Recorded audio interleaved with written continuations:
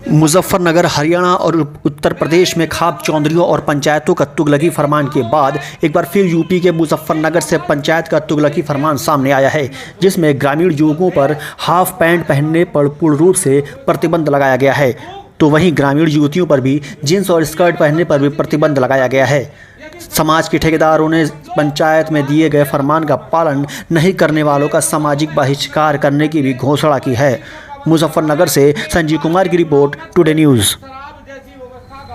देखो, मुद्दा तो ऐसी है बात, मान लिया सरकार सन 1950 में संविधान हुआ और उसमें सब आज़ाद हुए।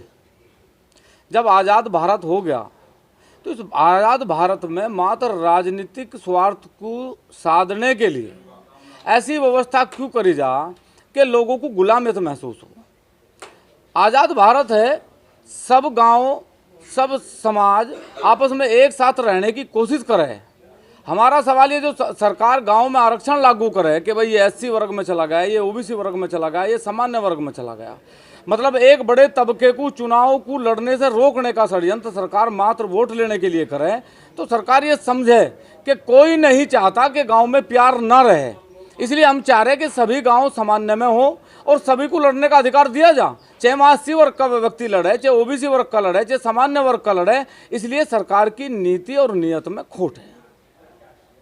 जब चुनाव शुरू हो जाते हैं तो गांव दर गांव शराब दावतें शुरू हो जाती, तो क्या कहना चाहिए, क्या निर्णय लिया गया? देखो, मैं आज इस पंचायत में ये भी निर्णय लिया गया पूर्ण रूप से कि इस बार का जो चुनाव होगा, चाहे वो जिला पंचायत का चुनाव हो, चाहे वो ग्राम पंचायत का चुनाव हो, कोई भी कैंडिडेट, चाहे वो प्रधान पद का दावेदार हो, चाहे बीडीसी का दावेदार हो, चाहे जिला पंचायत का दावेदार हो, यदि किसी भी गांव में वो शराब वितरित करता हुआ पकड़ा गया या उसने शराब जैसी कोई शिकायत आई या दावतों जैसी कोई शिकायत आई, तो उसका पूर्ण रूप से बहिष्कार करा जाएगा। उसे गांव में कोई वोट नहीं मिलेगी। देखो, भारत की संस्कृति है, भारत में सरकार भी कह रही बेटी पढ़ाओ बेटी बचाओ, हम इसका स्वागत करें, लेकिन हम चाहें कि बेटियों का सम्मान भी भारत में रहे, और वो सम्मान तब रहेगा जब वो भारत की संस्कृति को अपनावेंगे। हम नहीं चाहते कि हमारे देश में और हमारे परिवारों में लड़कियां जींस पहनें और वो जींस पहन के बाहर जाएं। हमारा ये कहना कि वो भारत का जो परिधान है उसे धारण करें, और जो लड़के गांव में हाफ नेकर पहन के फिरें या तहमंद पहन के फिरेंगे, अब उनका सामाजिक रूप से बहिष्कार भी करा जाएगा, और यदि वो नहीं मानेंगे तो उन्हें दंडित भी करने का काम समाज करेगा। जिनकी बेटियां जींस और टी शर्ट पहन के जाएगी तो उनका परिवार, देखो, हमने आज एक घोषणा कर दी, कोई नहीं चाहता कि उसकी लड़की जींस पहने। यदि वो किसी गलत व्यवस्था में या शहर की व्यवस्था या उस हाई स्टेटस की व्यवस्था को देख के गाँव के कल्चर को वो समाप्त करना चाहा, तो उस परिवार से हम पहले कहेंगे कि वो उसे मनावे, और यदि नहीं मनाते तो उस परिवार को भी इसके लिए दंडित करा जाएगा।